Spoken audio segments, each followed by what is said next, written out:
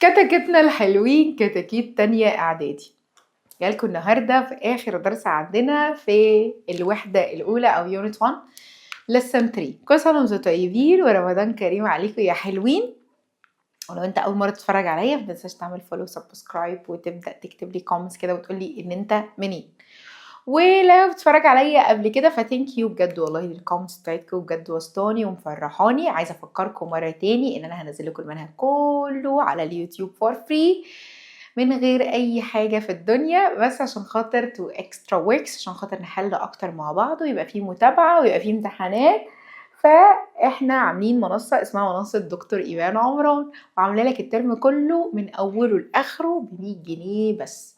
فهتلاقيني بحللك على المنصه. يعني ايه الفرق ما بين المنصه واليوتيوب؟ اليوتيوب شرح بس، انا بطلع اشرح لك الدرس وامشي، لكن انت اكيد محتاج حل كتير، فحل بقى اسئله وكمان امتحانات بتتحط لك وبتظهر لك درجه الامتحان وتتصحح لك. كل التفاصيل دي والمتابعه هتبقى موجوده على المنصه، فهتلاقي لينك المنصه في الفيديو. جري على طول تخش على المنصه، تدفع ب100 جنيه جميله. بعد كده هتلاقي نفسك مشترك معانا طول الترم، عشان خاطر ايه؟ حل اسئله كتير بقى وماما تتابع والجو الجميل ده.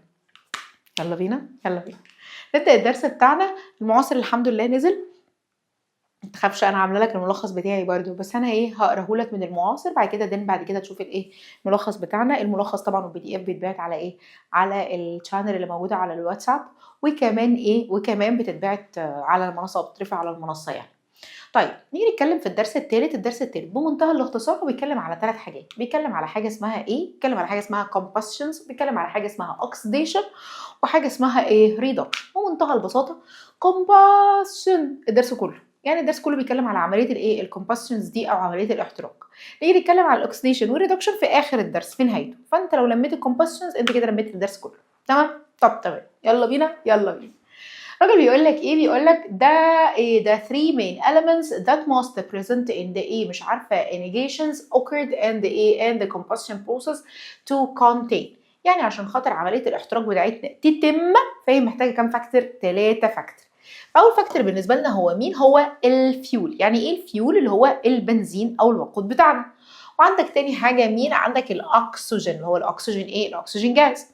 وعندك كمان مين؟ الهيت، اللي هي مين؟ الحراره. طيب التلاتة دولت لو جينا حطيناهم مع بعضنا هيعمل لنا تراينجل، فهنسميه فاير تراينجل. يبقى الفاير تراينجل ده بيكونسست من كام ارم؟ بيكون من 3 ارمز اللي هم مين؟ يلا احفظ معايا. اول حاجه الفيول، تاني حاجه الهيت، وتالت حاجه عندك مين؟ الاكسجين. تاني يلا الفيول، وعندك كمان مين؟ الاكسجين، وعندك مين كمان؟ الهيت.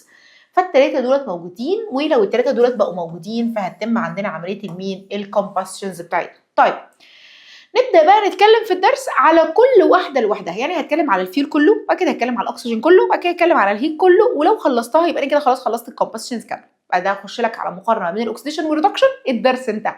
بس زق الدنيا معايا، الدرس ده فيه رغي كتير بس لطيف. فيلا كده نبدا على اول حاجه الفيول. يعني ايه الفيول يا ايمو بالعربي؟ الفيول ده معناها الوقود، بنزين يعني بتاع العربيه. بس المره دي هناخد كونسبت اكبر. انا عايزه اقول لك الحته دي، معلش والله حقك عليا، بس مش انا السبب. الحته دي نازله لك من منهج اولى ثانوي انتجريتد ساينس القديم. السنه اللي فاتت كان الجزئيه دي والله العظيم انا كنت بديها لطلبه اولى ثانوي انتجريتد ساينس. السنه دي كنسلوا الحته دي، نزلوها تانية اعدادي، مش فاهمه ليه، ونزلوا منهج تانية ثانوي بيولوجي ودوه الاولى ثانوي. في سواتشنج غريب في المناهج، بس احنا قدها. فيلا بينا يلا. فهو بيقول لك بيقول لك الفيول ده عباره عن عباره عن فليمبل ماتيريال. يعني ايه فليمبل ماتيريال دي يا ايمو؟ يعني ماده قابله للاشتعال. يعني جبت بنزين ولعت فيه هيولع على طول. فهو فليمبل ماتيريال used to produce thermal energy. هو انا ليه اصلا بستخدم البنزين؟ بابا بينزل الصبح بدري يركب العربيه بتاعته عشان خاطر يدور العربيه، فيبدا يدور العربيه اللي فيها بنزين، فيبدا يحصل احتراق للبنزين ده. الفيول ده يحصل له بيرنينج، يتحرق. ناتج الحرق بتاع البنزين، حط ايدك على كبوت العربيه كده هتلاقيها سخنه. اول ما العربيه تسخن يقول لك انا بسخن العربيه تسخن يبدا يتحرك بيها. يبقى معنى الكلام ان هو بيستخدم الفليمبل ماتيريال، انا بستخدم الفيول ليه؟ عشان يطلع له هيت او يطلع له ثيرمال انرجي. as the result of the occurrence بقى؟ انت راجل فهمان. اخدنا نوعين من انواع الرياكشن، اندوثيرميك اكزوثيرميك. طلعت حراره، يبقى معناها ان انا اسمي ايه؟ اكزوثيرميك رياكشن. يبقى الرياكشن بتاعنا ده اسمه ايه؟ اكزوثيرميك رياكشن. تعالى كده نحفظ مع بعض يلا تاني. ها، الفيول ده عباره عن ايه؟ فليمبل ماتيريال. عباره عن ايه؟ فليمبل ماتيريال. تاني اسمها ايه؟ فليمبل ماتيريال، يعني ماده مشتعله او قابله للاشتعال. الفليمبل ماتيريال دي used ايه؟ used to produce ها، بتطلع ايه؟ thermal energy او بتطلع ايه؟ بتطلع heat. الهيت دي result from the occurrence of the exothermic reaction. طلعت عن طريق مين؟ exothermic reaction. طيب عندنا ايه؟ عندنا multiple forms للفيول، يعني انا عندي اكتر من شكل للفيول. انت هتدرس منهم كام شكل؟ احنا هندرس 3 اشكال. فاول شكل بالنسبه لك هو مين؟ هو الفوسيل فيول. استنى بس كده عشان خاطر ايه؟ مش عايز يطلع معانا. بس خلاص امسحي بقى، ده انت قلم رخم زي اصحابك اهو. فبيقول لك اول حاجه عندك مين؟ عندك الفوسيل فيول. عندك مين؟ فوسيل فيول اللي هو مين؟ اللي هو الوقود الحفري، اللي هو مين؟ ها، الفحم والبترول والغاز الطبيعي. فعندك الفحم ده اللي هو اسمه ايه؟ اسمه الكول. فالكول بالنسبه لنا هو مين؟ الفحم. طيب والبترول اسمه بتروليوم، يبقى احنا عندنا البتروليوم اويل. وعندك الناتشورال جاز اللي هو مين؟ الغاز الايه؟ الطبيعي. يبقى احنا عندنا الكول والبتروليوم اويل وعندك الناتشورال جاز، ودول اسمهم فوسيل فيول، يعني الوقود الايه؟ الحفري. طب تمام. عندك تاني حاجه اسمها البايو فيول، وده جديده بالنسبه لك انت ما تعرفهاش. وعندك حاجه اسمها الساينسستيك ايه فيول، اللي هو الساينو فيول. ساينو فيول ده برضو انت اول مره تسمعه، وده برضو اللي نازل لك من الايه؟ من المنهج القديم. تعالى بس كده قبل ما ادخل لك في الحته دي تاني، تعالى نرجع من الاول. احنا بنتكلم على الدرس الثالث، فبنقول ان هو بيتكلم على 3 حاجات اساسيين، حاجه كبيره قوي وحاجتين صغننين في الاخر. عندك اول حاجه اللي هي اسمها الكومباشنز، بعد كده عندنا اوكسيديشن وريدكشن. كومباشنز هي عمليه الاحتراق، عشان خاطر يحصل عمليه الاحتراق محتاجه 3 فاكتور. فمحتاجه ايه؟ فيول، محتاجه ايه كمان؟ اكسجين جاز، ومحتاجه ايه؟ محتاجه هيت. ال3 دولت بنسميهم الفاير تراينجل. طيب ال3 دولت عشان خاطر يتموا تمت عندنا الكومباشن. فتعالى عشان افهمها لك الكومباشنز بروسيس، انا محتاجه ان انا افهمك ايه ال3 مين فاكتورز المعتمدين على اساسهم. فاول حاجه الفيول، قلنا هو عباره عن ايه؟ فلامبل ماتيريال، ماده قابله للاشتعال. طيب هي بتيجي used to produce، بنستخدمها عشان نطلع thermal energy او حراره هيت. طيب وده بيجي منين الحراره دي؟ تيجي من تفاعل اسمه اكزوثيرميك رياكشن، وده احنا قلناه في الحصص اللي قبل كده. طب تمام زي الفل. هنا هنتكلم عندك كام نوع من انواع الفيول. انا عندي different forms، احنا عندنا 3 انواع. في نوع انت عارفه من زمان اللي هو مين؟ الفوسيل فيول. فوسيل فيول ده اللي هو 3 اكزامبل، عندك كول، بترول، وكمان الناتشورال ايه؟ الناتشورال جاز. نتكلم عليه بشويه بروبرتيز. الحته دي مهمه قوي فركز فيها، هتلاقيني كاتبها لك في الملخص. احنا كده هنقولهم من الملخص تاني، بس انا بقرا لك اللي في المعاصر عشان الناس اللي بتحب المعاصر. فبقول لك ايه؟ the most widely used، هو اكتر استخداما in the world till now، لحد دلوقتي هو اكتر حاجه مستخدمه. عربيه باباك بتمشي بايه؟ هي عربيه الباباك دايما. وعربيتي انا شخصيا بتمشي بايه؟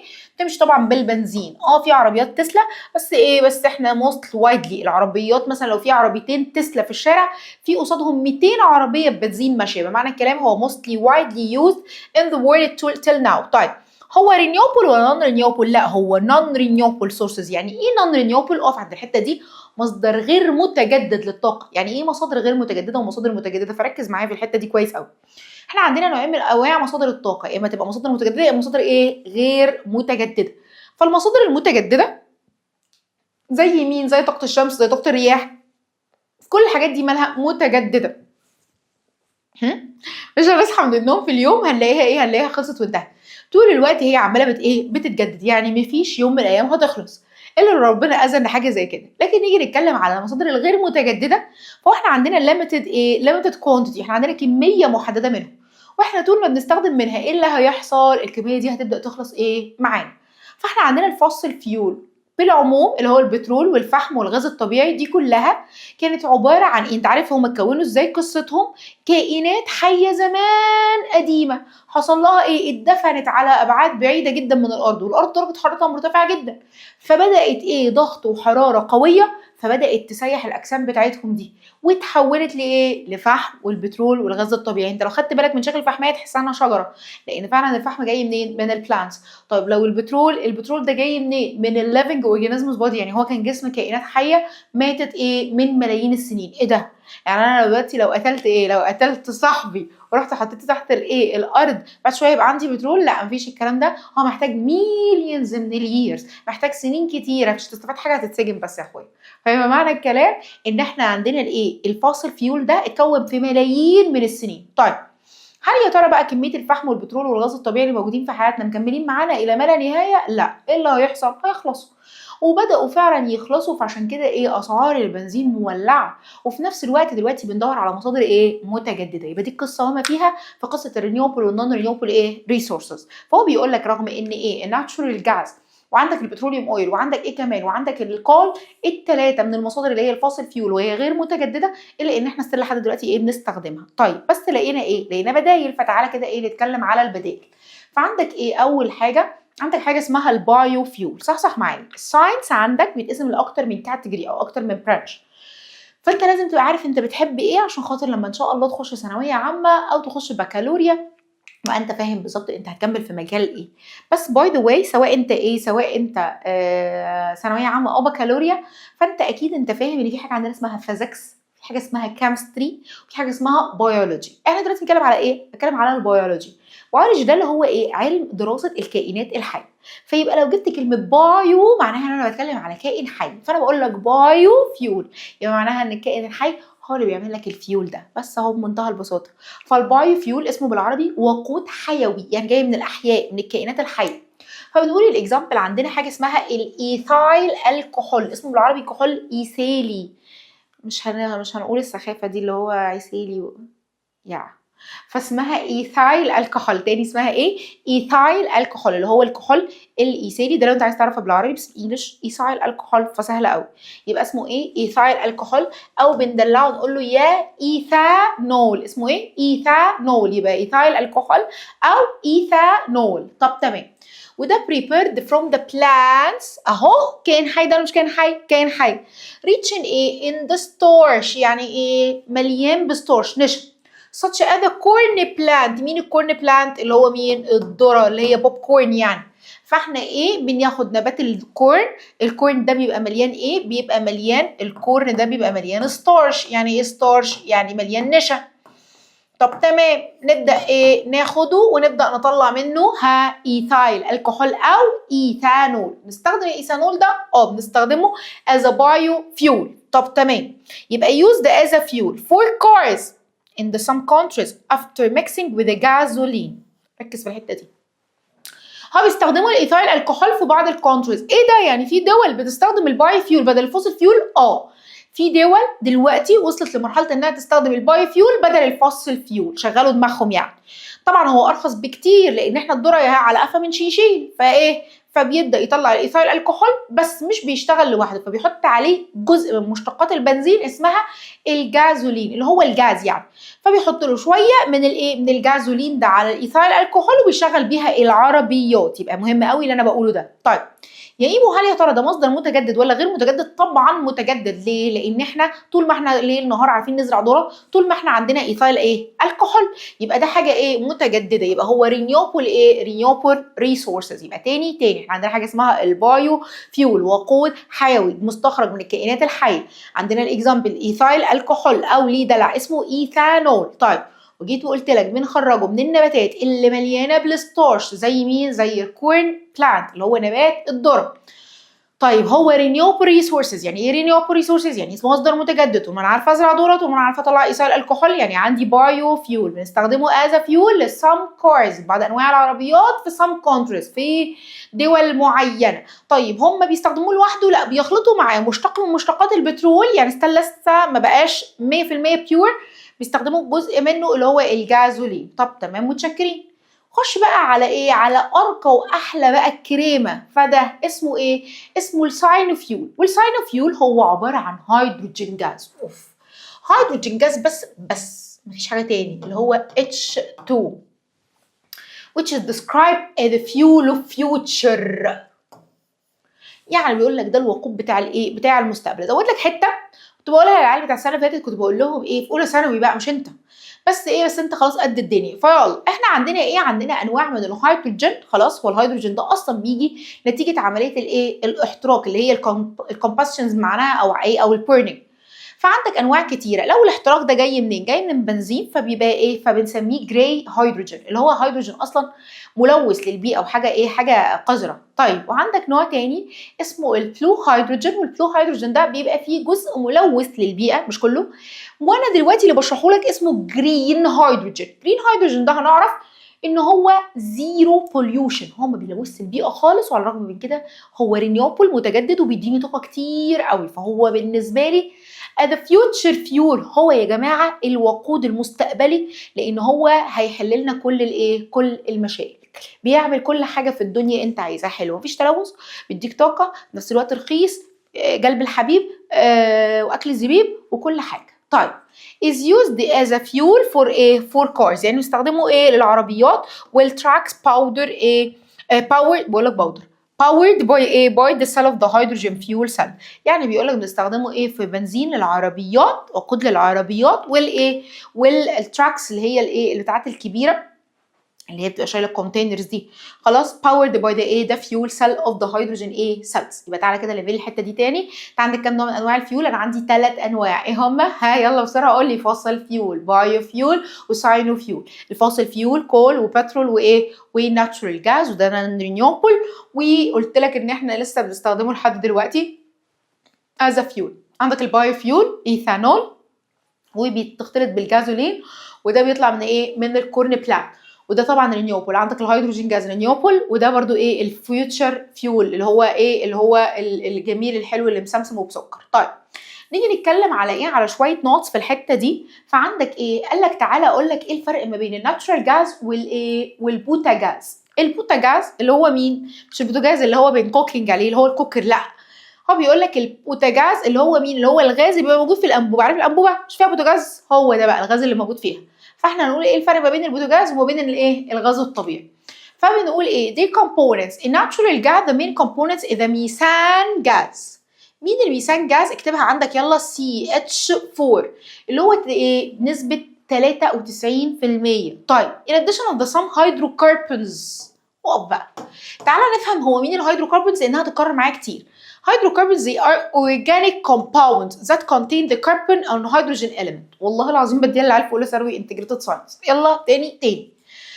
احنا عندنا ايه؟ نوعين من انواع الاليمنتس يا قلبي. عندك حاجه اسمها ان اورجانيك وحاجه اسمها اورجانيك. ان اورجانيك هي ايه؟ موليكيولز صغيره زي مثلا ايه؟ O2 CO2 H2O، حاجات كده نونو صغننه اسمها ان اورجانيك.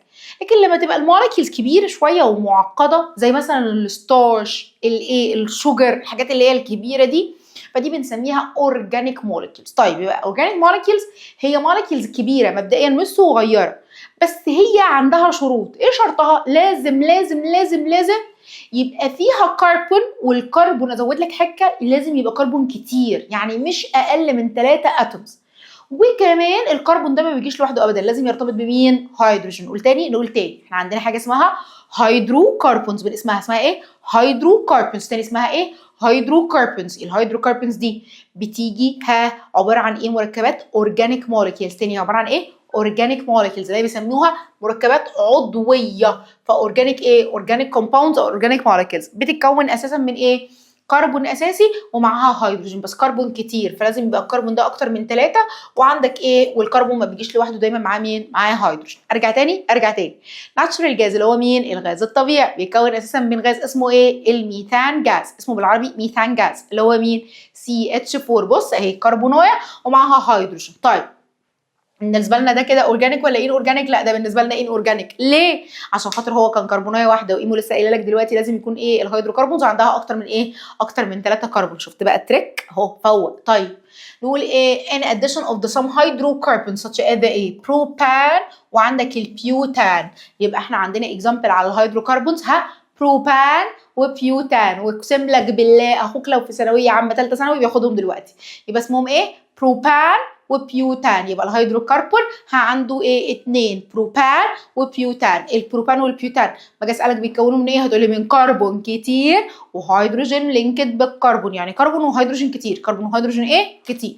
يبقى ده كده مكونات الغاز الايه الطبيعي. يبقى تاني ناتشورال جاز مكوناته ميثان جاز بنسبة كام؟ 93%. اعمل بقى ماينس، فاضل كام في المية؟ 7%. 7% دولت عبارة عن ايه؟ هيدروكربون كومباوندز. مين هم الهيدروكربون كومباوندز؟ الاورجانيك كومباوندز. دولت مولكيولز كبيرة عندها كربون كتير، والكربون لازم يجي معاه هيدروجين. طب تمام، زي البروبان وزي البيوتان. نيجي نتكلم بقى على ايه؟ على البوتاجاز. البوتاجاز ده consists of the mixture of the propane وبيوتان after separating them from the natural gas. بيقول لك ايه بقى؟ بيقول لك انا بقوم عامله ايه؟ جايبه الناتشورال جاز وافصل منه البروبان والبيوتان، اخلطهم على بعض، عملت البوتاجاز. يبقى البوتاجاز هو مشتق من مين؟ من الناتشورال جاز. يبقى احنا دلوقتي اللي داخل عندنا مش غاز طبيعي ولا داخل عندنا بوتاجاز؟ البوتاجاز، لان هو مستخلص من مين؟ من الناتشورال ايه؟ من الناتشورال جاز. يبقى احنا عندنا البوتاجاز هو عباره عن ايه؟ هو consisted of the mixture of the propane وبيوتان after separating from the natural ايه؟ gas. طب their uses بنستخدمهم في ايه؟ قالك الناتشورال جاز والبوتاجاز are the main fuel used in the households. يعني هم ايه؟ هم الاساسيين الاتنين بنستخدمهم في ايه؟ في الاستخدامات المنزليه عندنا بقى. فعندك الخزان ايه؟ خزان مين؟ عندك السخان، عندك السخان بس ده سخان كهرباء صح؟ ده سخان غاز. عندك البوتاجاز وهكذا. يبقى الاستخدامات المنزليه دايما بتعتمد على الناتشورال جاز والبوتاجاز. خلاص خلصتهم بس تعالى نتكلم على البروبرتيز بتاعتهم. نتكلم على البروبرتيز بتاعتهم. فعندك الناتشورال جاز والايه والبوتاجاز حته جامده جدا جدا جدا، ودي مفيده عندك في البيت، فنادي ماما عليك، نادي ماما دلوقتي تقعد جنبك يلا. قال لك ايه؟ ار اودرلس. يعني ايه؟ يعني الاثنين مالهمش ريحه، يعني اودرلس عديمه الريحه. طب تمام.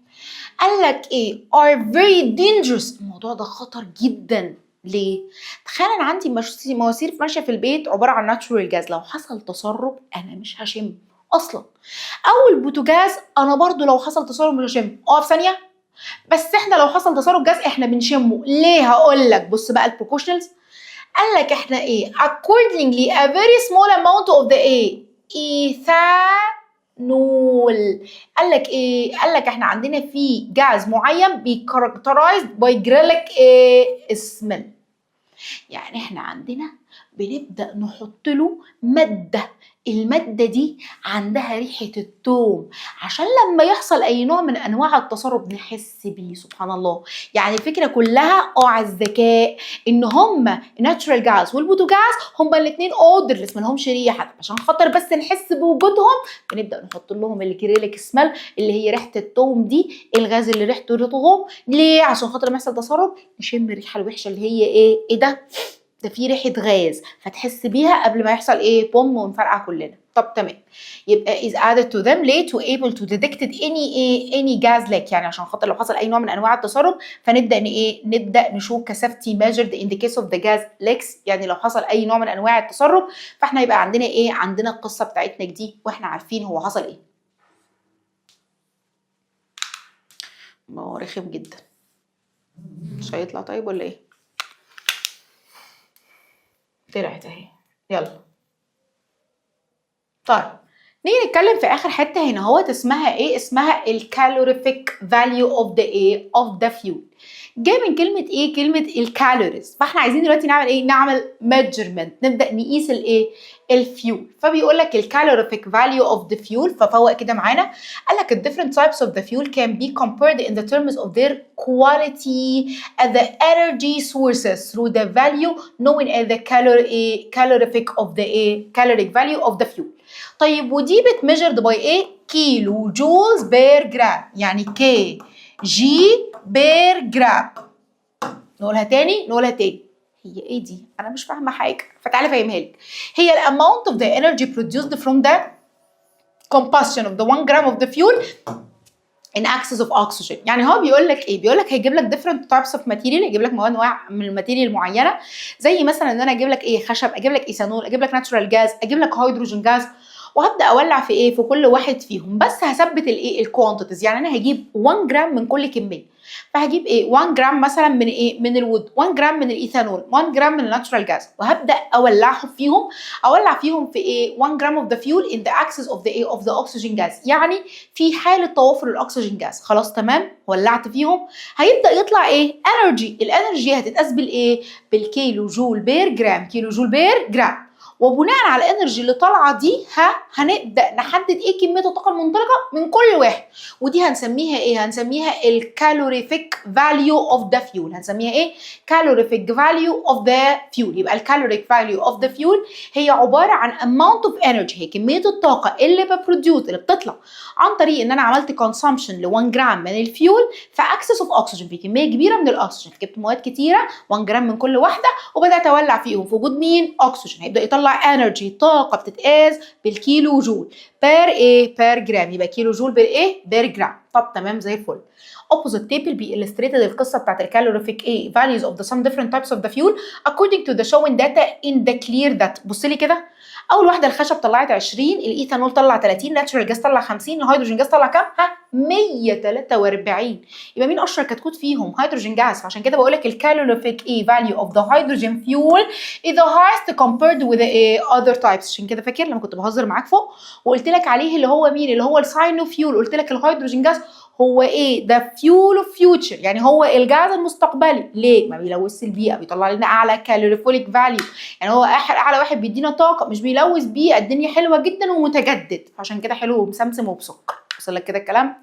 طب تمام خلاص، خلصت لك الايه الكالوريفيك ايه فاليو اوف ذا فيول. خدت البريك بتاعك وانا اخدت البريك بتاعي، نرجع مع بعض مره تاني. خلاص خلصنا البارت الاولاني وندخل على البارت التاني. كنا قلنا ايه؟ وصلنا لحاجه اسمها الفاير تراينجل، وقلنا ان هو بيتكون من 3 حاجات. اول حاجه اللي هي الفيول، تاني حاجه كان عندك الاكسجين، وثالث حاجه كان اسمها الهيت.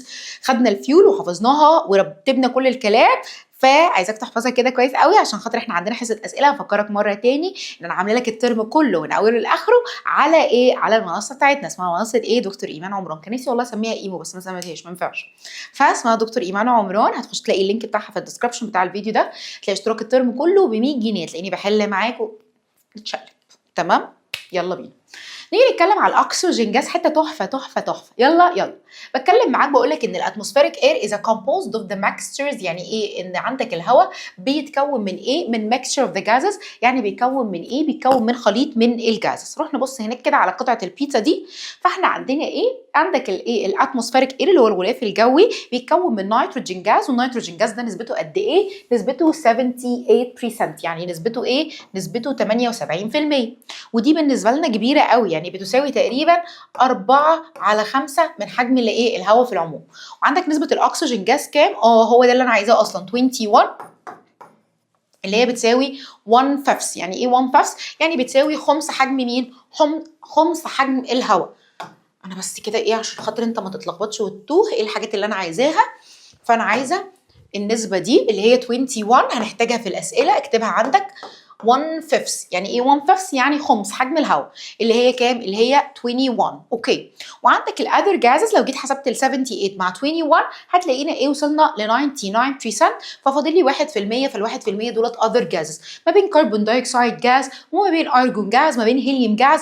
عندنا جازز كتيره جدا، ما بين واتر فيبر. فكل دي جازز موجوده عندك فين؟ في الاتموسفير. يبقى احنا عندنا الاتموسفيريك اير بيكون من ايه؟ هو بيكون من ميكستشر اوف ذا جازز، يعني خليط من الجازز.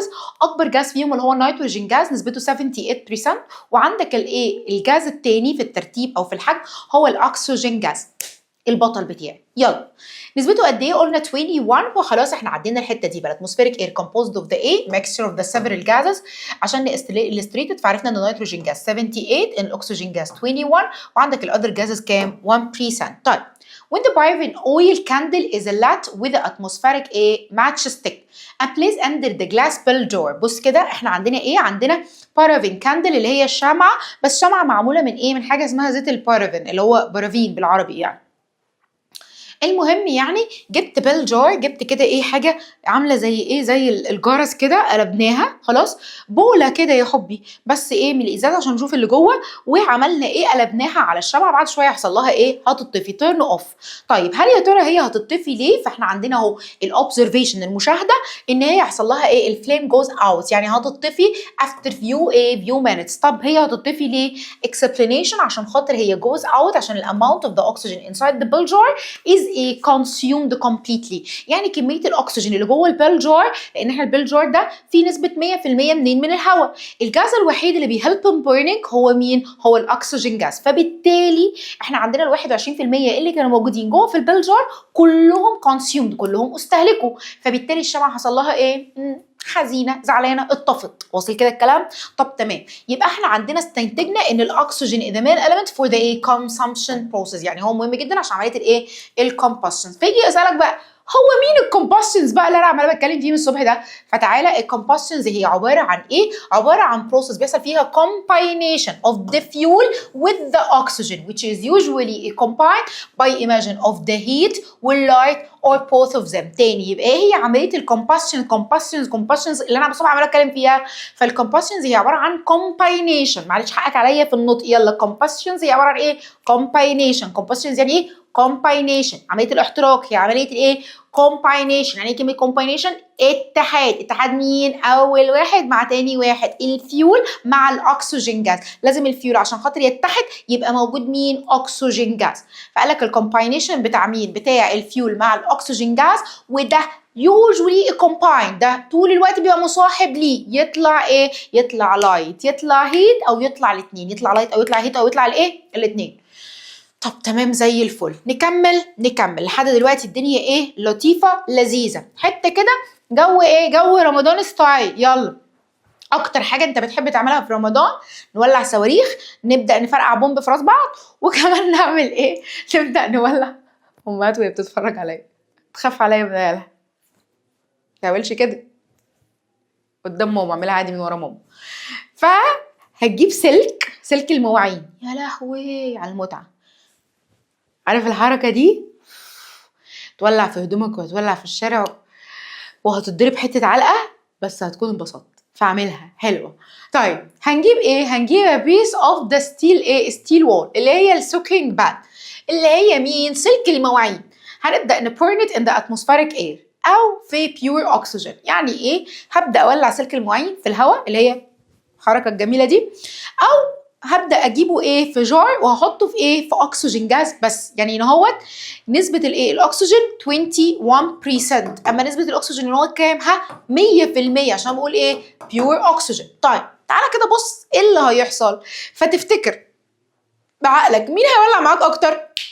البيور اكسجين. نسبه البيور اكسجين اللي هو ايه؟ اللي هو 100%، اكيد ده هيبقى فاستر ذان الايه التاني. هنا النار هتمسك وتولع جدا، هنا النار هتمسك بس هتبقى ايه في الهادي منه. طب وده ليه؟ علشان خاطر نسبه الاكسجين اقل، وانا محتاجه عشان خاطر يحصل الكومبشنز محتاجه ايه؟ اكسجين كتير.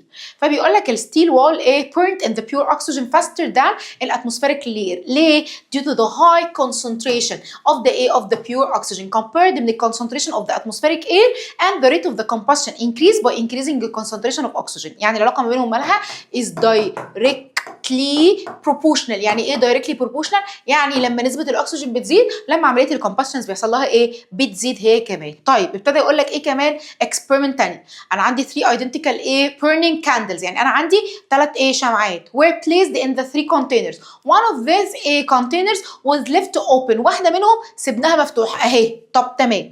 which of the candle is the remaining mass after an hour would be greatest؟ يعني مين فيهم هتبقى ايه؟ هتبقى الماس بتاعت الكاندل نفسها هتبقى ايه؟ هتبقى اكتر، يعني مش هتتحرق اكتر، يعني نسبه الحرق بتاعتها قليله، فالماس بتاعت الكاندل المتبقيه هيبقى كتير. نقول تاني انا عندي 3 ايه؟ 3 جوار. انت شايف ان حجم الاولاني التاني والتالت مش قد بعضهم، ده اكبر من ده، والاثنين كلوز مقفولين، ده قد ده، بس الفكره كلها ان ده ايه؟ اوبن مفتوح. هو بيقول لك حطيت ال3 كاندل وابتدينا نشوف ايه اللي هيحصل، فطبيعي لوجيك ده هيطفي وده هيطفي، دي مش هتطفي عشان خاطر دي متعرضه لمين؟ للهواء. طيب هو بيقول لك الماس بقى بتاعتنا مين يا جماعه؟ هو this ايه كاندل its remaining mass after an hour would be the greatest. يعني مين اعلى ماس؟ فالايديا اوف انسر بيبدا يتكلم معاك في ايه؟ بحس قوي ان انا فلاحه اهو. نرجع تاني للقلم. فنقول الايديا اوف ايه؟ الايديا اوف انسرنج. فبيقول لك الكونتينر 1 از اوبن، فبالتالي هو هيبدا يكونتين burn for the long time due to the ايه؟ abundance of the oxygen. فمعنى الكلام ان الماس بتاعتك هيحصل لها ايه؟ decrease عشان خاطر انا عندي ايه؟ الكونتينر 1 مفتوح.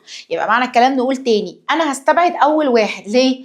عشان اول واحد ده متعرض للهواء، فطبيعي هيفضل الشمعه منوره مش هتطفي. اصل ايه اللي هيطفيها؟ ما الاكسجين طول الوقت متوفر عندها، فطول ما في اكسجين في burning شغال، فهي هتفضل مكمله وتفضل الشمعه تصغر تصغر تصغر تصغر تصغر تصغر. يبقى معنى الكلام ان الماس هيحصل لها ديكريس، عشان كده هستبعدها لانها محتاجه جريتست ماس مش ايه؟ مش سمولست ماس. طيب نيجي نتكلم فين؟ الاماونت اوف اوكسجين بريزنت ان ذا ايه كونتينر 3 از ليس ذان الكونتينر 2. عندك في الكونتينر 3 كان اصغر من الكونتينر 2، فبيقول لك ان الماس اوريدي بتاعت الاكسجين في الكونتينر 3 كانت اصغر من الكونتينر 2، فبالتالي الكاندل فليم في الكونتينر 3 would go out ايه؟ faster than الكاندل بتاعت الفليم كونتينر 2. يبقى معنى الكلام ايه اللي هيحصل؟ هنقول ان احنا عندنا بتاعت الكونتينر 3 الاكسجين هيحصل بسرعه فالكاندل هتطفي بسرعه، لكن عندك في الكونتينر 2 هي هتفضل تطول شويه لان كميه الاكسجين هناك ايه؟ اكتر. ليه؟ عشان الجار اكبر، فبالتالي هتفضل الشمعه منوره شويه. طيب so the remaining mass of the candle in the container 3 would be greatest because it's a flame is goes out quickly. فمعنى الكلام ان اكتر واحده الماس بتاعتها هتفضل فاضله هي مين؟ الماس بتاعت الكونتينر الثالث. نقولها تاني. بصي يا قلبي، انا عندي 3 كونتينر، ال3 كونتينر ده في 2 هم مقفولين وفي واحده منهم مفتوحه. نخلص المفتوحه يلا. انت طالما انت اوبن مفتوحه كجار فهي طول الوقت انت عندك اكسجين، فانت طول الوقت البوينت بتاعك شغال، فدي هتفضل تصغر تصغر تصغر تصغر تصغر تصغر. ليه؟ عشان خاطر في اكسجين، فبالتالي في كومبشن بيحصل وعمليه الاحتراق شغاله، فانا كده هستبعدك تماما. طيب نيجي نبص على الاثنين دولت. انا عندي ايه؟ انا عندي جار طويل جار قصير.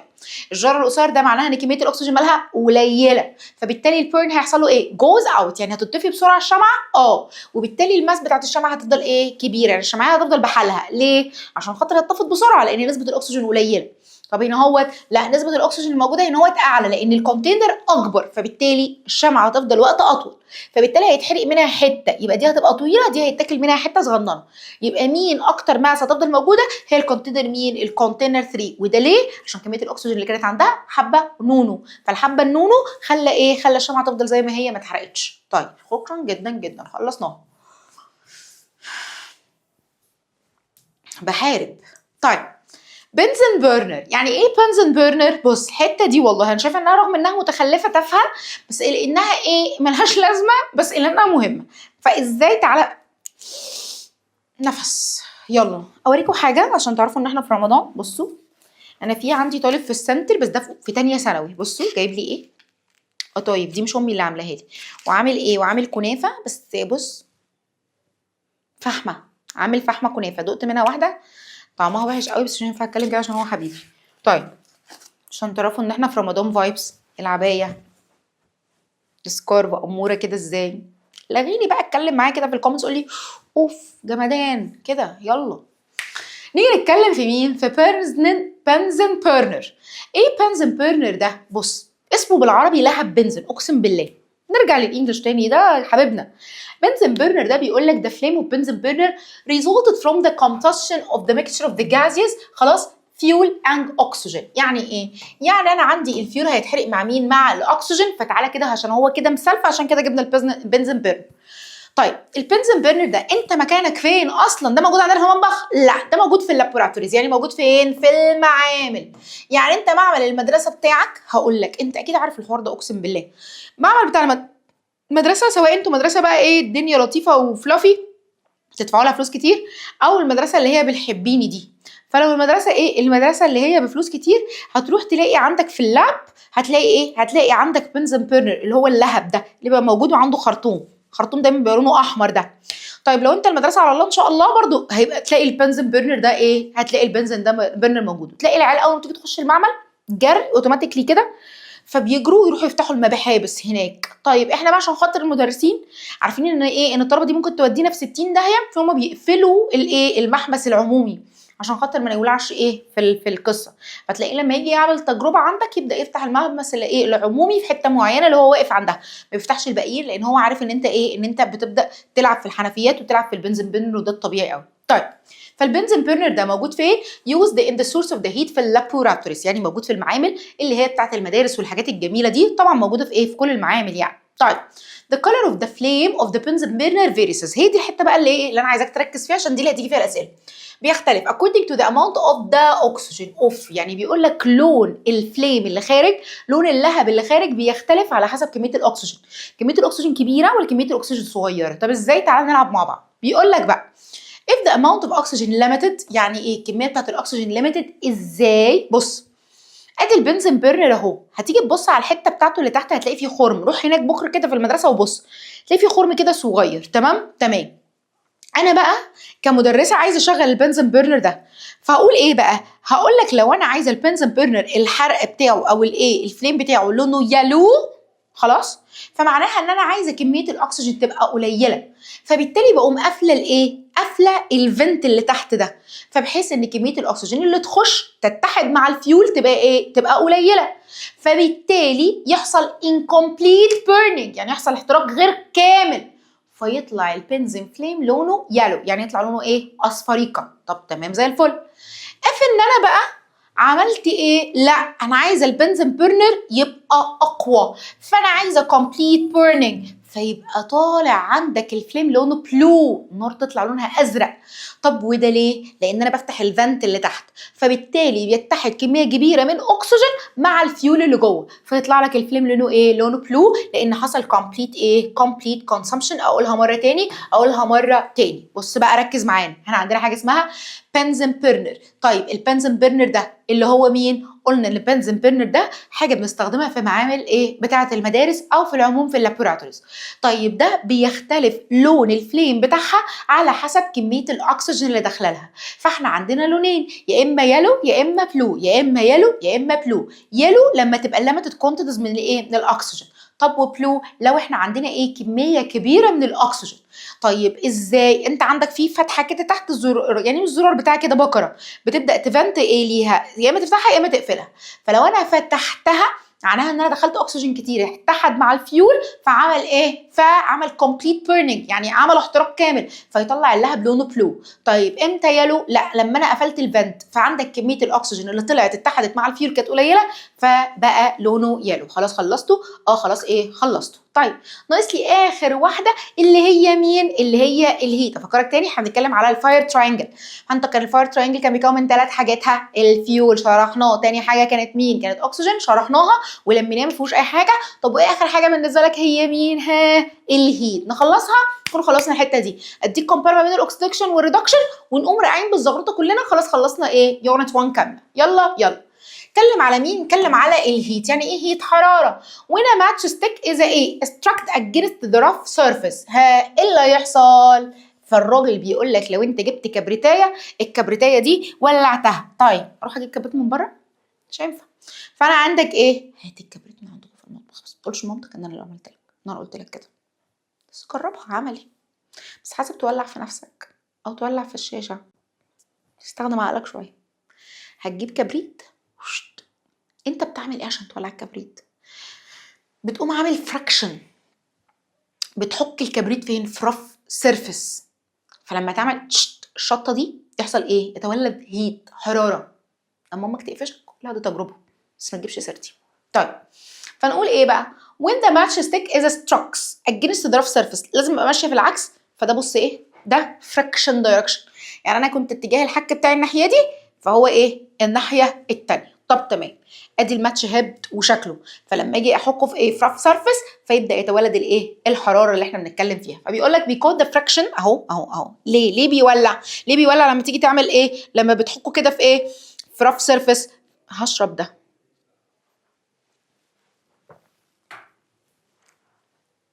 اسبريسو تحفه.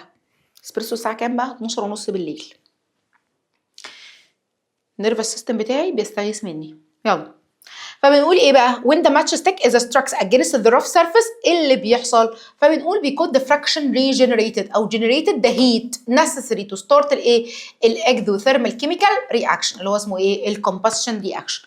بيقول لك نتيجه الايه اللي بيحصل ده ففي الفراكشن اللي هي عمليه الاحتكاك دي زي كده ده بيولد ايه يا اخويا بيولد هيت والهيت ده بيبقى لازم عشان خاطر عمليه الكومباشنز اللي هي ايه اللي هي اكزوثيرميك رياكشن.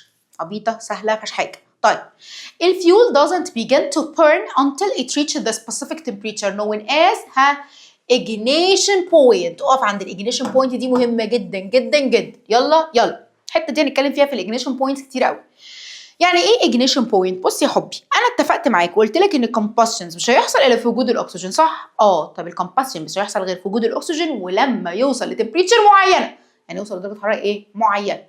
فهو بيقول لك اهو الفيول doesn't begin to burn يعني الفيول اللي هو البنزين مش هيبدا يوصل لفكره الحرق مش هيتحرق until it reaches the specific temperature يوصل لدرجه حراره معينه اسمها ايه؟ اسمها ignition A point. طيب الاجنيشن بوينت بقى نتكلم فيها it's a temperature at which the material begin to ignite يعني تبدا ايه تشتعل. طب تعال فبيقول لك ايه the ignition point of the fuel is low لو هي معناها انها قليله معناها ان الفليمابيليتي increases because the fuel ignition points differ from the one fuel to another which determine how the dangerous A of the fuel is used. نقولها تاني نقول تاني.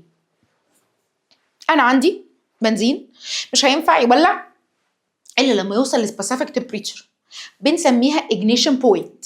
فلو هو وصل لاجنيشن بوينت بسرعه معناها ان الاجنيشن بوينت بتاعته لو يبقى الفليمابيليتي بتاعت الايه الفيول ده قويه. ليه؟ لان هو ما استناش. عارف عامله زي ايه؟ هقول لك. الطفل الصغير في البيت طول الوقت بيبقى طفل بوتاجاز حريقه. عارف الشخص ده؟ في بقى شخصيتين نوعين في البيت يعني احكي لك على بيتنا احنا 3 بنات ولاء ونسمه وايمو اللي هو انا اخر العنقود سكر معقود. انا الطفل الحريقه بوتاجاز. فعندي اختين عكس بعضهم تماما. عندي ولاء خلاص هاديه وصبوره وناديه وجميله في نفسها. نسوم جميله بس بتسخن بسرعه. واصل؟ طيب انا بصفتي شعله والله ربنا يسامحني. فكنت ابدا ايه استفز في ولاء واستفز في نسوم. طيب لولو ما بتستفزش ليه؟ عشان الاجنيشن بوينت بتاعتها مالها هاي ولا لو؟ هاي. فكانت بتاخد مني وقت وطاقه ومجهود عشان خاطر ابدا ايه استفزها لان يحصل لها ايه استفزاز. ده بقى خلاص هنحول الكلام combustions عشان خاطر تبدا تولع. لا هي محتاجه ايه؟ محتاجه temperature specific temperature. كانت بتاخد معايا وقت طويل عقبال ما اوصل لها القصه دي. فبالتالي الاجنيشن بوينت بتاعتها عامله هاي. فهي فليمبل يعني هي زرزوره في نفسها. لا هي هاديه ماسكه العقل حبتين 3 4. فهي مش فليمبل يعني هي مش قابله للاشتعال. هي ايه بتتنرفز بس في ايه في اوقات معينه. في الطبيعي هي هاديه. طيب نيجي بقى للتاني 3 شعلة معايا. اول ما بس كده فاهم فتلاقيها ايه ولعت. يبقى معنى الكلام انها لو اجنيشن بوينت البوينت بتاعتها قليله كلمتين يخلوها تولع يبقى هي دي ايه فليمبل. فكل ما تبقى اللو اجنيشن بوينت معناها انها فليمبل ماتيريال هي قابله ما خدتش مني مجهود. فاهم اللي هو انا عملتها كده ايه اسرع من البلوتوث استجابت على طول.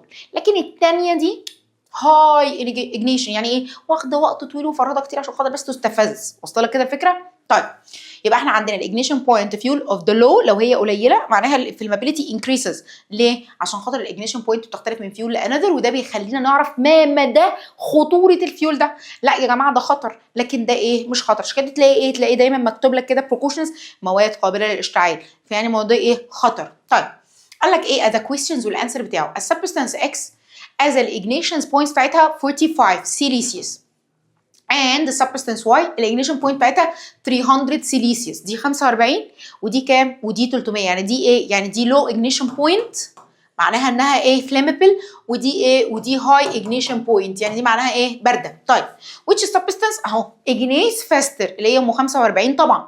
substance X ignited faster ليه؟ عشان هي الاجنيشن بوينت اوف ذا فيول از لو والفليمابيلتي بتاعتها ايه increases. خلاص انت كده فهمتها وهتفتكر لولو ونسوم. يلا قال لك السبارك ايه plugs are used in the car. انا عايزاك تحل القصه دي. ايه السبارك plugs are used in the car؟ احنا عندنا في العربيات من الايه التركيب بتاعها اللي جوه في حاجه اسمها سبارك plugs، هي دي بنستخدم في العربيات. قال لك عشان خاطر produce the spark بتطلع سبارك نستخدمها to ignite the mixture of the gasoline in the air consumption chamber of the car engine during the starting. ناس اللي بتفهم في العربيات ده موجوده في ايه في المكان اللي هو بيسموها ايه بتاعت الانجن اللي هو بتاعت الموتور. انا طبعا على الله ان شاء الله حكايتي. فدي القصه بتاعت الايه اللي بتاعت الموتور. السبارك بلوج بيسموها بيجو بس دي كلمه فرنش. المهم يعني دي موجوده حجره كده موجوده من ضمن الحاجات اللي موجوده قطعه فين في الموتور بتاع العربيه. طيب البلوجز دي ليه بقى؟ قال لك عشان خاطر السبارك بلوجز تبدا تنور دي فتطلع سبارك تطلع شرر. الشرر ده اجنيتس اول ما تطلع الاجنيتس بتاعتها توصل بقى للاجنيشن بوينت اللي هي نقطه الاحتراق بتاعتها فتبدا تخلي ايه الجازولين اللي هو الفيول بتاعها يتحد مع الهواء فتبدا عمليه الاحتراق اللي هو مين الكونسامشن يبقى العربيه بتدور وتبدا ايه تتحرك بعدها على طول. طيب نيجي نتكلم على مين دلوقتي على الكومبشنز بتاعت الهيدروكربون. مين الهيدروكربون؟ افكرك organic substance large molecules بتتكون من كربون ومن هيدروجين. زود لك معلومه كمان بتتكون من هيدروجين وكربون واكسجين يبقى كربون وهيدروجين واكسجين. بس انا قلت لك في الاول ان عدد الكربون بتاعها بيبقى كبير زي البروبان وزي البيوتان. طب تمام ودي الحته اللي قلتها في ناتشورال جاز وفي البوتوجاز. فتعالى هنا اهو بقى بقول لك الكونسامشن اوف ذا هيدروجين ايه هيدروكربونز. فبيقول لك الكونسامشنز او الكومبشنز بتاعت الهيدروكربونز in the air lead to the formation of the carbon dioxide gas and the water vapor. لما تيجي تحرق لي الايه هحرق لك عندك حاجه من ايه من الهيدروكربون لايك مين لايك الميثان جاز اللي هو ده CH4 مع ان انا شايفاه ان هو ان اورجانيك بس تمام دن. فبيقول لك لما يتحرق مع كميه من الاكسجين يبدا يطلع لنا كربون دايوكسيد ووتر فيبر ويطلع مين كمان ويطلع لك هيت. يبقى لو انا حرقت ميثان الميثان ده حرقته في وجود الاكسجين وده مثال على الهيدروكربون. حرقت جلوكوز حرقت ايه حرقت اي نوع من انواع الهيدروكربونز كومباوند هيطلع لك ايه كربون دايوكسيد ووتر فيبر هيت لان التفاعل بتاعه اكزوثيرميك. فبنقول له هو ها through the exothermic reaction because الهيدروكربون contain كربون وايه هيدروجين element وده مين الكونسامشن اوف ذا ميثان جاز. خلاص خلصتها خلاص كده ايه خلصتها. طيب نيجي نتكلم على تكنولوجيكال ابلكيشن برضو دي من ضمن الحاجات الايه اللذيذه انت درستها قبل كده بس تعالى بس نزق الدنيا معلش حقك عليا. يلا قربنا نخلص. نتكلم على ايه نتكلم على حاجه اسمها اوكسي اسيتيلين فليم. تاني حاجه اسمها ايه اوكسي اسيتيلين فليم. مين الاوكسي اسيتيلين فليم ده؟ انت شايفه عند الناس اللي هي الحدادين. عارف الحداد اهو. فالناس دي دايما بتبقى لابسه ماسك وبتبقى ماسكه بتاعتين كده بيبداوا ايه يوصلوهم مع بعضهم. لو انت دخلت جوه هتلاقي ان هو عنده انبوبتين انبوبه اكسجين وانبوبه تاني فيها جاز اسمه اسيتيلين جاز C2H2 تاني اسمه ايه اسيتيلين جاز. الاثنين بيبقوا متوصلين مع بعض بايه بميكسنج بوزيشن بتاع الايه اوف ذا اوكسجين اسيتيلين. الاثنين بيتحدوا مع بعضهم من ده ومن ده ويكون لك فليم اسمه اوكسي اسيتيلين فليم. اسمه ايه اوكسي اسيتيلين فليم يعني اكسجين واسيتيلين الاثنين يتحدوا مع بعضهم فيكونوا فليم اسمه اوكسي اسيتيلين فليم. طيب الاسيتيلين جاز اهو burn completely in the excess of oxygen يعني يتحرق كامل بس في وجود الايه الاكسجين فورمينج فليم اسمه اوكسي اسيتيلين فليم. طب اشمعنى؟ عشان الاسيتيلين في عدم وجود الاكسجين ما بيتحرقش بس انا لما اجيب الاكسجين معاه بيتحرق ودرجه الحراره بتاعته تمبريتشر بتريتش 3000 سيليسيوس which is رقم مرعب كبير جدا. عشان كده قلت لك اللي بيستخدمها مين الحدادين عشان مثلا يعملوا كات وويلدنج للميتال يعني يعملوا قطع ولحم للمعادن عن طريق مين الاوكسي اسيتيلين فليم. مش هينفعوا يشتغلوا باي لهب عادي فيشتغلوا بايه يشتغلوا باوكسي اسيتيلين فليم. طب ولما اجي اسالك سؤال اشمعنى اوكسي اسيتيلين فليم تقول لي عشان خاطر التمبريتشر بتاعته توصل لكام 3000 سيليسيوس. طيب importance نستخدمها فين؟ قلت لك cutting and welding metals يعني نستخدمها في قطع ولحم الايه المعادن زي مين زي الستيل ايرون وزي مين وزي الكوبر. طبعا عندك الايفالويشن انا قلت لك الايفالويشن ده حضرتك هتحله معانا فين هتحله ان شاء الله في المنصه. فروح اعمل اشتراك المنصه الترم كله ب 100 جنيه الجو الجميل ده. وما تنساش تقول لي ان انت بتتفرج علينا منين يعني انت مدرستك ايه وانت في منطقه ايه في محافظه ايه كده. تمام يلا يلا نكمل، مش عايزه اقطع لك الدرس ده بس انت بطل الابطال وهتكمله. انت بقى ايه، اقطع وخد بريك وارجع لي مره تاني وهكذا، لكن انا مش هاخد بريك، اكمل لك الدرس كله عشان خاطر ايه ما تتاخرش عن المدرسه. spontaneous consumption يعني ايه spontaneous combustions. فنيجي نتكلم على combustions يقول لك may be okay without presence of the external ignition sources such as the flame an electric spark أو friction. This type of ignition أو combustion is known as spontaneous combustions. يعني إيه؟ يعني ذات يا أخويا منه فيه اللي هو إيه؟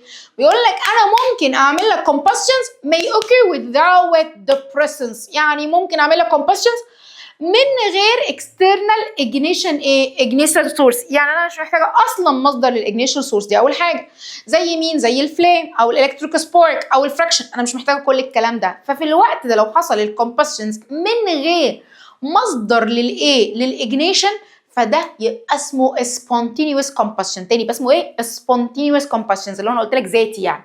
فبيقول لك ده ignition material، بنحرق الماتيريال without من غير the presence of the external sources of the heat، بنحرقها من غير نار. سبحان الله. application تعالى كده نتكلم.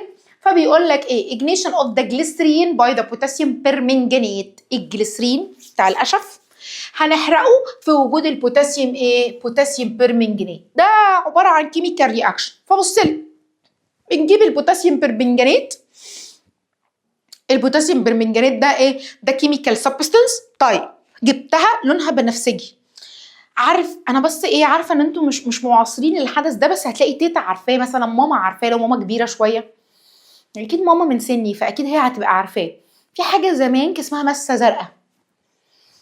في مرض كده جلدي بيجي في الصيف لما بنقعدش في تكييف كتير، اسمه حمو النيل. حمو النيل، مش عارفه حمو النيل ولا حمو النيل واتيفر، يعني مش هنخش في القصه دي. فالمهم يعني اللي هو حبوب حبوب حبوب حبوب، تلاقي نفسك بتهرر زي الجربانين. فتلاقيها ايه؟ ابتدت تحميك وتعريك وتبدا تدهن لك حاجه زمان اسمها مسه زرقاء. فالعيال دي كانت بتدهن بمسه زرقاء، دلوقتي لا بيدهنوا بحاجه مش عارفه اسمها ايه، اللي هي بتبقى لونها ابيض بقى. عشان خاطر ايه؟ عشان خاطر قصه الحمو النيل ده بيبقى جسمه عامل زي الشوك بالظبط.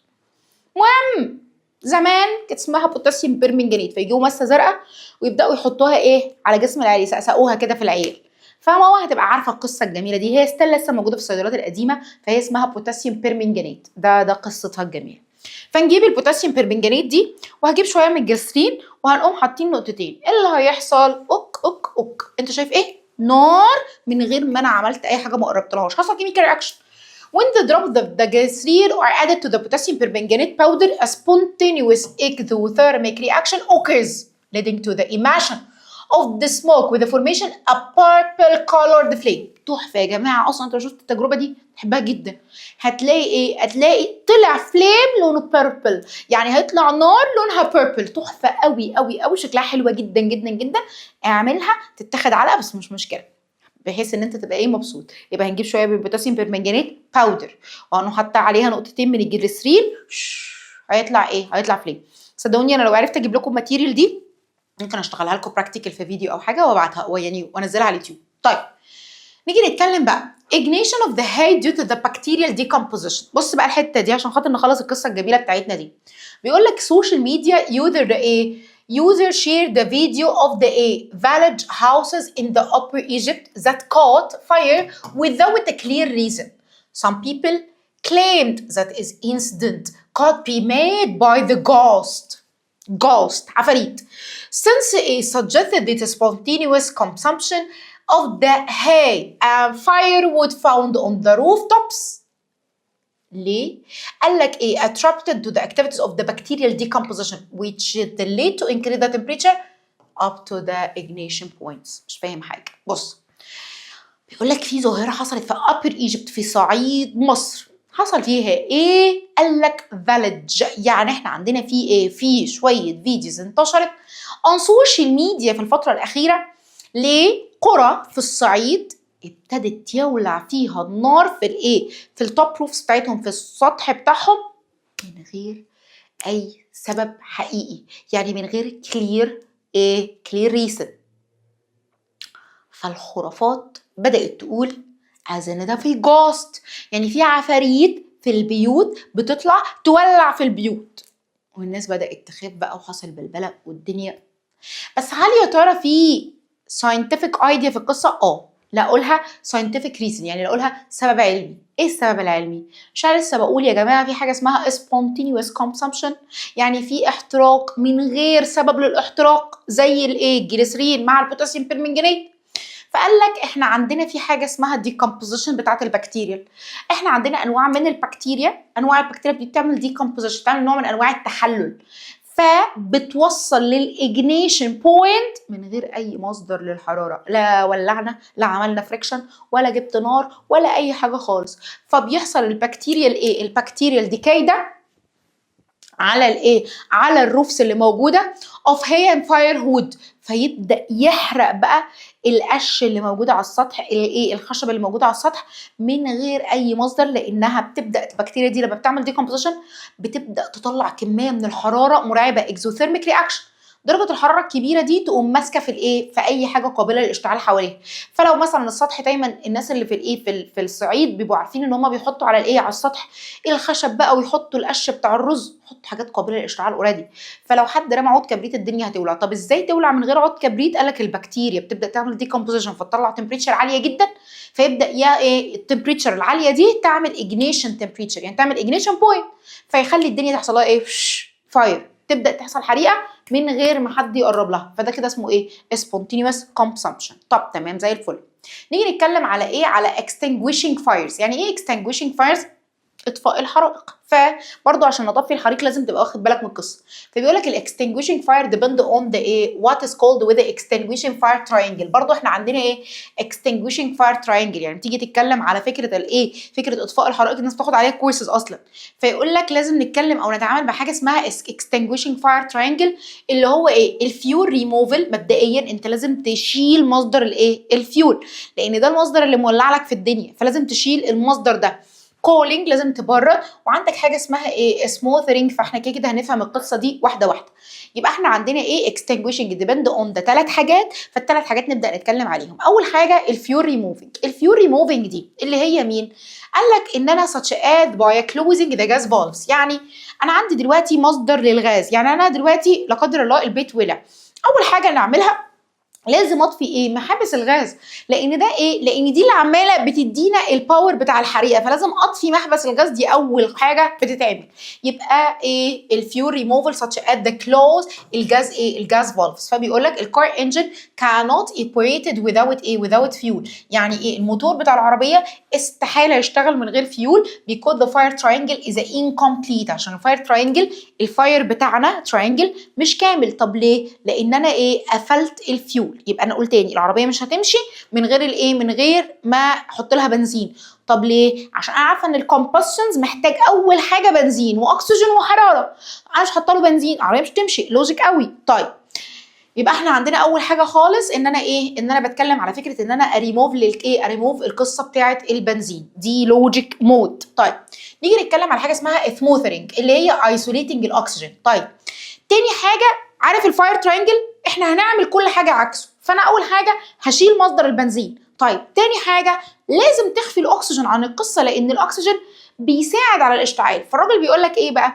بيقول لك الاكسجين is isolated by isolating the fire from the air. يعني لازم تعزل الاكسجين، تحبس الاكسجين عن طريق ان انت تعزل او تحبس الهواء، يعني ما تخليش معرضه للهواء. طيب ازاي بقى نعملها؟ بحاجتين، يا اما فاير اكستنجويشر طفايات حريق، ودي which is foam خلاص dry powder or carbon dioxide gas is used. يعني يا اما بنستخدمها زي foaming او بنستخدمها as a powder تفتحها فتنزل لك باودر، او ان هي بتبقى فيها كربون دايوكسيد جاز، او تستخدم ساند اللي هي مين؟ الرمل.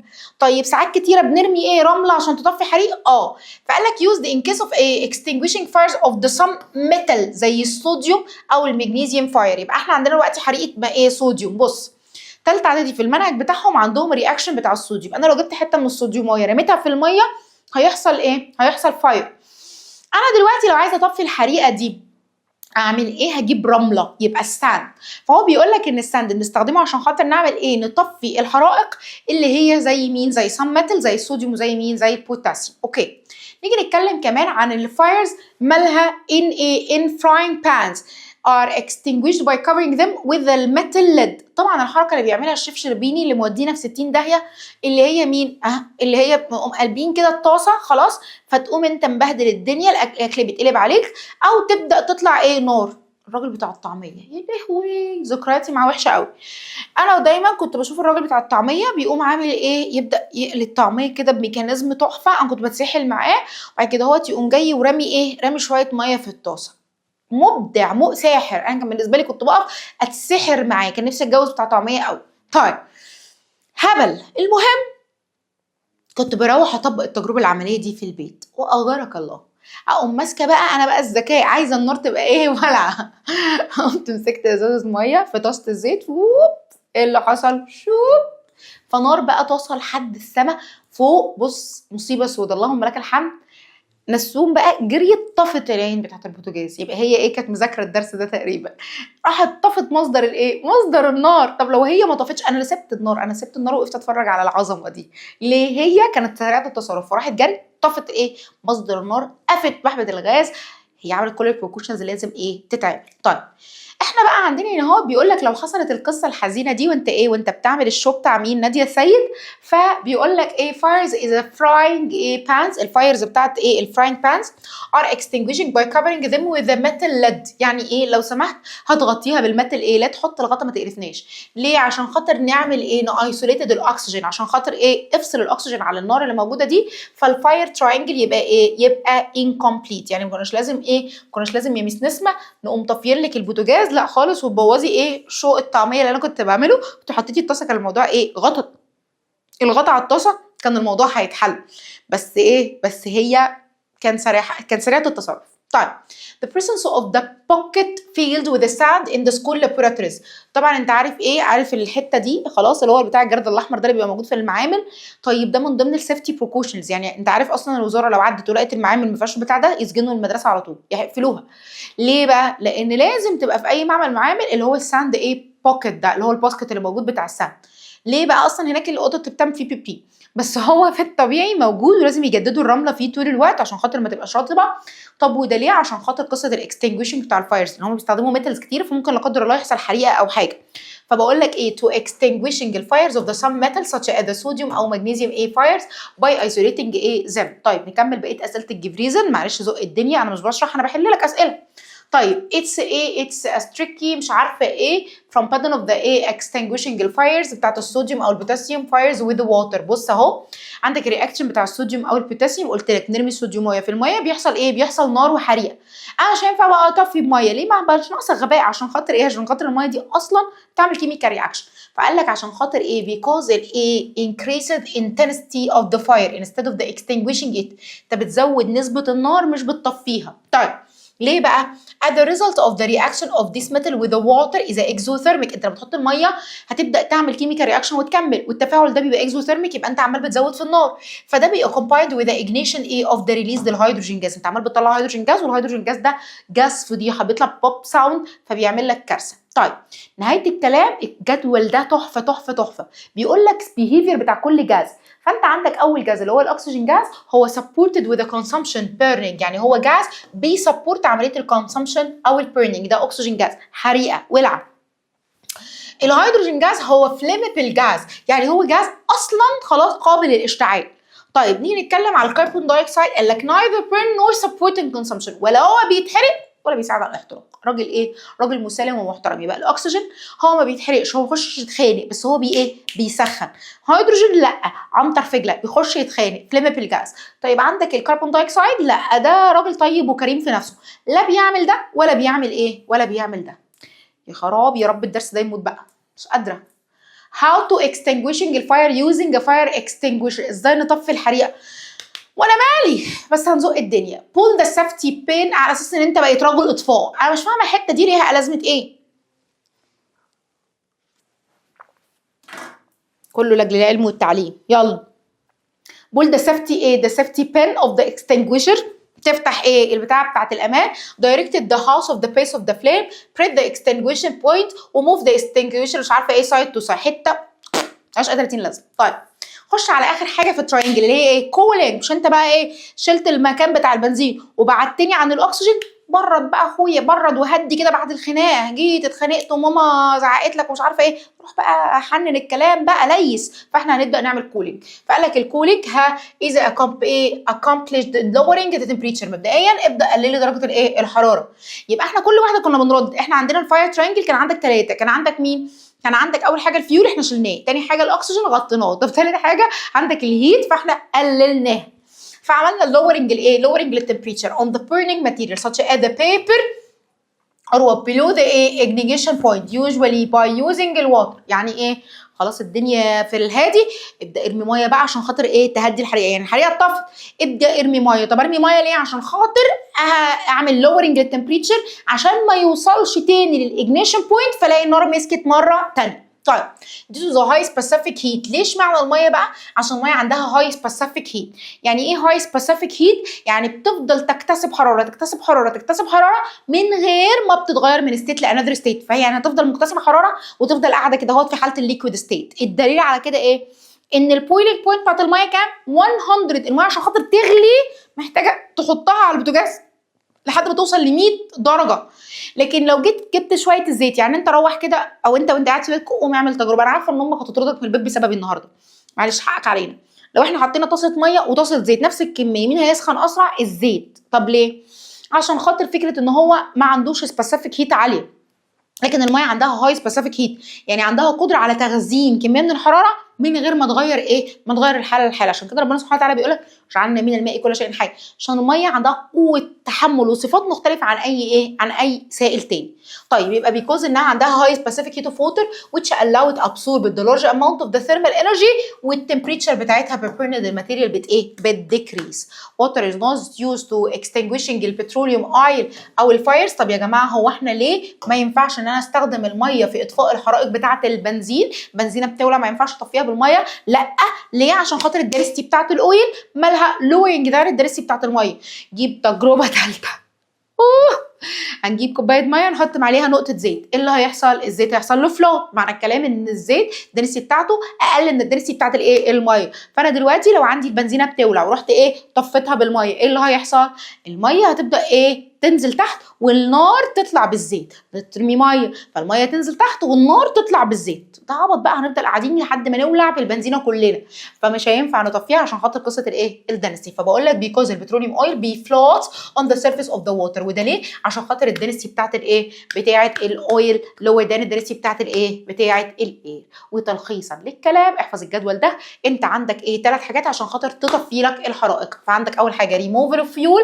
الفيول بتاعك هو الاليمنت اللي احنا بنتارجته عن طريق ان انت تقفل الفالفاي. طيب السموثرنج يعني بنانسوليتك الاكسجين، وانا بتارجت الاكسجين قصتها وقلت لك اكتر من اكزامبل بقى، الحله ومش الحله والصوديوم والبوتاسيوم. طيب وعندك الكولينج، احنا دلوقتي بنبرد عشان درجه الحراره عندك تبدا تهدى، وقصه الايه؟ الحرائق ونطفيها ازاي. وبكده نكون وصلنا لاخر حته. خد بريك وارجع لي بسرعه بسرعه بسرعه. يلا هناخد بق.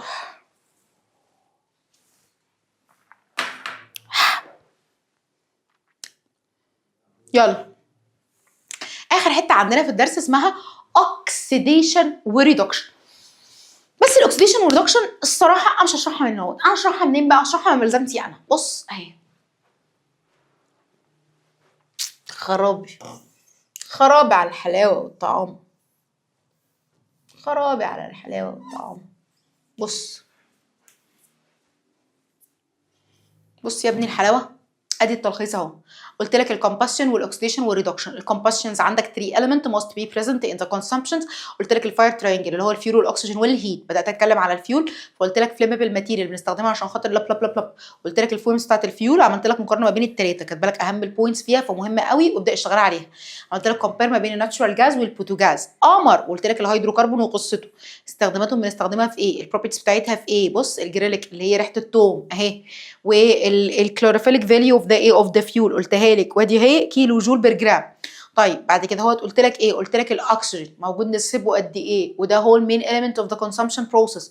وايه هي الكونسامشن بروسيس، وايه البنزين بيرنر. بص كده الكلام اهو. وادي لونين يلو ايه؟ وبلو. بعد كده دخلت لك على الهيت، كلمت لك على ignition points، وابتديت اتكلم على العلاقات inversely relation والقصه بتاعتنا الجميله اهو. واديتك الاكزامبل بتاعنا. نزلنا اوكسي اسيتيل انفلام قصته اهو، السبونتينيوس كونسامشن قلتها لك، وادي هو الاكستنجويشنج فايرز اتكلمت لك على قصه كل واحده فيهم بالايه، بالجيف ريزونز بتاعتهم كامله اهي بالاجابات بتاعتها، وابتديت اتكلم لك على الكولينج خلصتها والجيف ريزون لحد ما هنوصل لمين، للاكسيديشن والريدكشن. الملزمه دي هتبقى موجوده عندك على المنصه، وهتبقى كمان موجوده في جروب الواتساب اللي هو اللينك بتاعه موجود فين، موجود تحت. بس قبل ما تخش تحت بقى فولو سبسكرايب وفعل زر الجرس وخش اكتب لي بسرعه بحبك يا ايمو قوي، بحبك يا ايمو قوي. يلا نيجي نتكلم على عمليتين، حاجه اسمها اوكسيديشن وحاجه اسمها ريدكشن. دي بقى لك وللزمن وللحياه وللاحفاد وللمستقبل، تحفظها مهمه قوي قوي قوي قوي. هحفظها لك بطريقتي اللي انا حفظتها من زمان لحد دلوقتي بتعامل فيها بيرفكتو. يلا يلا. الاوكسيديشن هي عمليه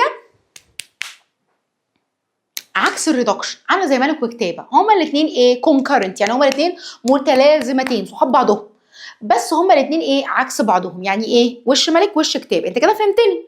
فالاكسيديشن وريدكشن هما الاثنين متلازمتين لازم يجوا مع بعضهم، بس في نفس الوقت ايه، الاكسيديشن عكس اللي بيحصل في الايه، في الريدكشن. امين امين. طيب العمليه اللي اسمها اوكسيديشن بروسيس بيجي معاها حاجه اسمها ريديوسنج ايجنت. تاني احفظ معايا، اوكسيديشن بروسيس هاعكس reducing agent. طيب لو الريدكشن بروسيس يجي معاها oxidizing agent، لقطها oxidation process يجي معاها كلمه reducing agent او فاكتور، يبقى oxidation process يجي معاها ايه، reducing agent. طيب لو الريدكشن بروسيس يجي معاها كلمه ايه، oxidizing agent. يبقى احنا عندنا كلمتين، oxidation وريدكشن، oxidation وريدكشن. البروسيسز عكس الايجنت، البروسيس عكس الايه، الايجنت. اوكسيديشن بروسيس بيجي معاها ريديوسنج ايجنت، طب ريدكشن بروسيس بيجي معاها اوكسيدايزنج ايجنت. خلصتها. طيب نبدا التعريف. التعريف بيبدا بايه، اتس ا كيميكال بروسيس. لو بداتها بكيميكال بروسيس يبقى اجابتك هتبقى اوكسيديشن او ريدكشن. طب لو جيت قلت لك اتس ا كيميكال سبستانس تبقى اوكسيدايزنج ايجنت او ريديوسنج ايجنت. اوكي طب خلاص حفظتها. نيجي بقى نقول امتى اقول oxidation process، لما يحصل لي increase للاكسجين. بقولها كده للعيال دايما، بقول لهم ايه، بص انت مش متخلف، انت حد بيفهم. oxidation او ففخم في اي حاجه فيها او، فيبقى هي بيحصل فيها increase للاكسجين. طب تمام، لو زودت اكسجين اعكس يبقى decrease للهيدروجين. يبقى الاكسيديشن تاني، الاكسيديشن بيحصل فيها انكريس للاكسجين، بيحصل ديكريس للهيدروجين، دي الاكسيديشن بروسيس. طب والريديوسنج ايجنت نفس الكلام على نفس اللاين، هو السبستانس اللي بتدينا هيدروجين. ليه؟ هي عندها هيدروجين قامت اديته لنا، يبقى حصل ايه؟ ديكريس للهيدروجين. او انها بتيك اكسجين. يعني ايه تيك اكسجين؟ مش انا قلت لك انكريز اكسجين، يبقى انا سرقت اكسجين. تيك ايه؟ تيك اكسجين. يبقى هي السبستانس اللي بتدينا هيدروجين مش عايزاه قللوه، او ان انا اتيك اكسجين يعني معناها ان انا ايه، اكتره. ده مين؟ ده القصه بتاعت الاكسيديشن والريديوسنج ايجنت. نيجي نتكلم على الريدكشن بروسيس، اعكس الكلام ما تحفظ. فانت عندك الريدكشن، مش انا كنت بقول لك انكريز اكسجين، يبقى هنا هو ايه، ديكريس الاكسجين، الاكسجين هيقل، او انكريس مين، انكريس الهيدروجين. طب والاكسدايزنج ايجنت هو السبستنس اللي بتدينا اكسجين، خد الاكسجين مش عايزاه، او ان انا ايه، ان انا اتيك الايه، الهيدروجين عشان انا عايزاه. خلاص خلصتها؟ خلاص خلصتها. طب تعالى كده نبص، انا عندي مين، عندي السي يو، فاهمه اللي هو مين، كوبر، نحاس، اتحد مع الاكسجين. بص افتر وبيفور يا حبي، هنا اهوت، هنا كان سي يو، هنا بقى ايه، سي يو او، زد يد ايه، اكسجين، تبقى اسمها اوكسيديشن بروسيس، ويبقى الكوبر اسمه ريديوسنج ايجنت. طب تمام، تعالى نبص الناحيه الثانيه، سي يو او، بص كده افتر وبيفور، هنا بقى ايه، بقى سي يو بس. معنى الكلام ان انا كان عندي اكسجين حصل له ايه، نقص، يبقى اسمها ريدكشن بروسيس، ويبقى السي يو او اللي هو الايه، الكوبر اوكسايد، اسمه ايه، اسمه ريديوسنج ايجنت. ده اسمه ايه، ريديوسنج ايجنت. فبص كده بقول لك ايه، هي مالها فلشقت مننا ليه؟ give reason. الاكسيديشن والريدكشن process are two concurrent process take occurred at the same time. هما الاثنين بيحصلوا مع بعضهم. هقول له الديفينيشن، هقول له عشان خاطر الاكسيديشن عكس الريدكشن، هنا بقى انكريس اكسجين، هنا بقى ديكريس اكسجين، هنا بقى ديكريس هيدروجين، هنا بقى انكريس الهيدروجين. وبكده اكون خلاص خلصت لك الدرس الثالث، اكون خلصت لك الوحدة الاولى كلها. Thank you for your watching، واستنونا كل اسبوع بامر الله نزل لك محتوى كامل منهج تانية اعدادي. وما تنساش تشترك معانا في المنصة بتاعت دكتور ايمان عمران، هتلاقيني بحل معاك المنهج كله. Thank you for your watching.